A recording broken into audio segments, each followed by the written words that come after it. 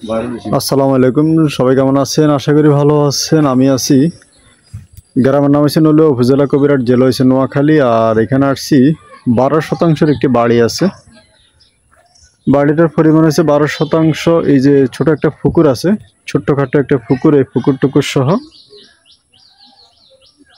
এ হলো যে পুকুর। আর এবং এইখানে একটি ঘর আছে, এই ঘরটা নিয়ে যাবে, ঘরটা বাদে। আর এখানে আজকে আমার একটা ভাই আসছে, উনি চট্টগ্রাম থেকে আমার একটা ভাই আসছে এই বাড়িটা দেখার জন্য। উনি আরও জায়গা, অন্য অন্য জায়গাও দেখছি, আমি ওনাকে এই জায়গাটা আমি দেখাতে আনছিলাম। তো কেউ যদি নেন, এই বাড়িটা এখনও বিক্রি হয় না, বাড়িটা আছে, কাগজপত্র ঝামেলা নাই। বাড়িটা হয়তো কারোর সাথে দামে হয় না, বা কেউ সময় বেশি চায়, এই কারণে আসলে বাড়িটা বেচা কিনা হচ্ছে না। তো এই বাড়িটা রয়ে গেছে, এখনও বেচা কিনা হয় নাই। যদি কেউ নিতে চান, বাজারের সাথে খুব সুন্দর রেডিমেড একটা বাড়ি যারা খুঁজেন, জায়গার পরিমাণ হচ্ছে 12%, সম্পূর্ণ সাজানো গোছানো, গাছপালা লাগানো।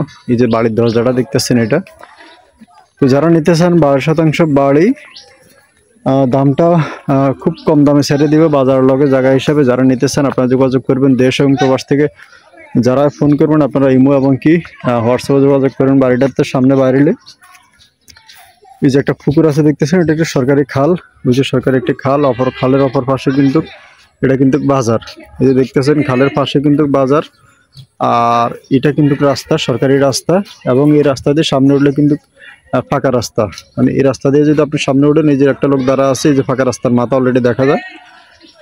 আর এটা সোনাপুর 0 থেকে আসতে মাত্র 10 মিনিট সময় লাগবে, 10 থেকে 15 মিনিট। এবং কি নোয়াখালী বিজ্ঞান প্রযুক্তি বিশ্ববিদ্যালয় থেকে দক্ষিণ এবং পূর্ব দিকে অবস্থিত ওই বাড়িটা। তো যারা নেবেন যোগাযোগ করবেন।